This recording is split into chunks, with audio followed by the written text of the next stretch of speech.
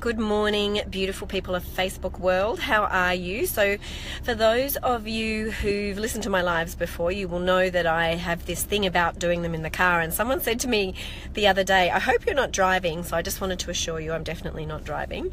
But this is the first of 8 lives that I'm going to do every Thursday morning around 9 o'clock. And what I'm going to do is, because I've got an 8-week program, I'm actually just going to give you some tips and ideas about the things to be thinking about this week to help you conquer your fear of sales and become awesome and connected with what you do.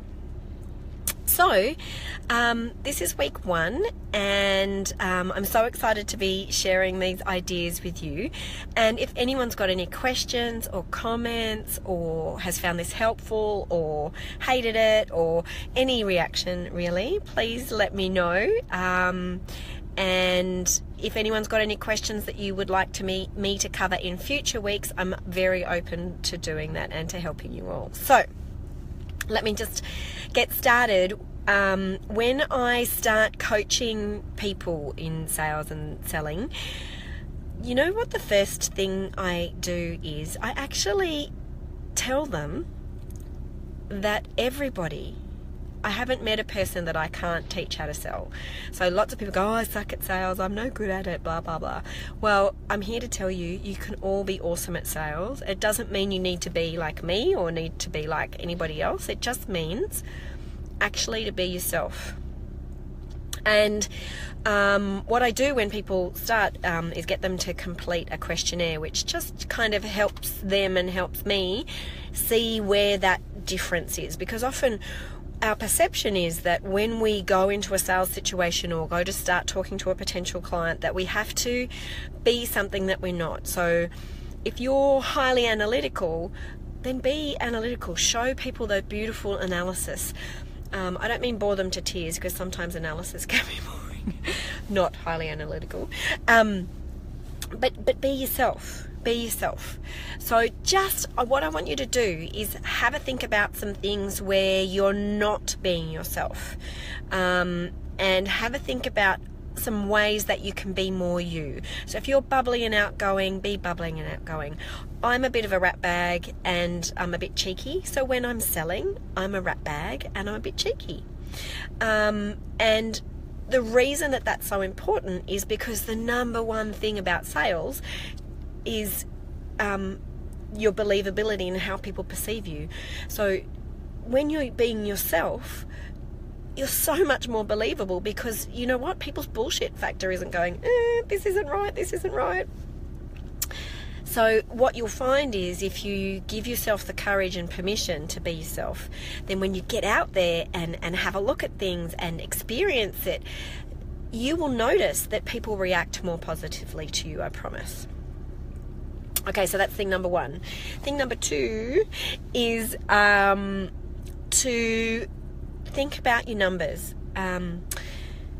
By numbers, what I mean is, when people are setting budgets, or, thinking, okay, it's August, what I'm going to do is sell, $10,000 or $2,000 or $200 or whatever it is, we need to actually break that down. We need to break that down into individual clients, but then we need to break that down into activity.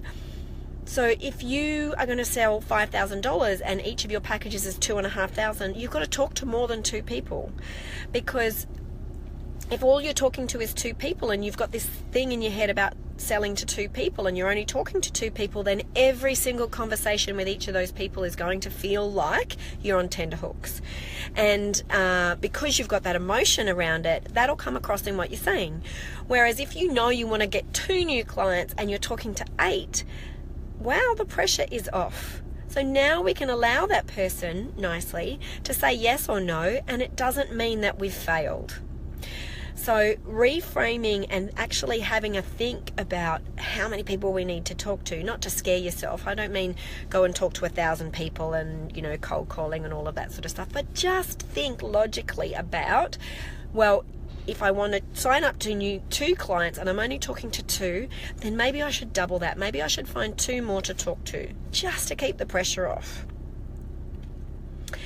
And the third thing I'm going to say to you is, the biggest and easiest way to make sales. So this is thing number 3.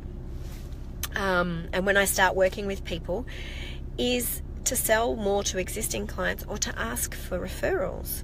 And referrals are so awesome because they're so much easier, because you already, when someone refers you in, so if someone refers someone to me, that person already trusts what I do. They understand much more about me than someone coming in cold.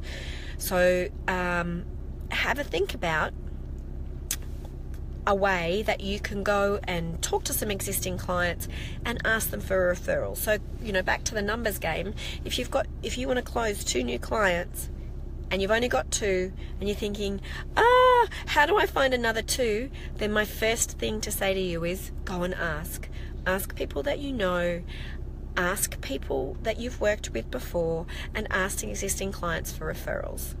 And you'll be surprised, when we ask, we actually get some responses. And when we don't ask, we get nothing.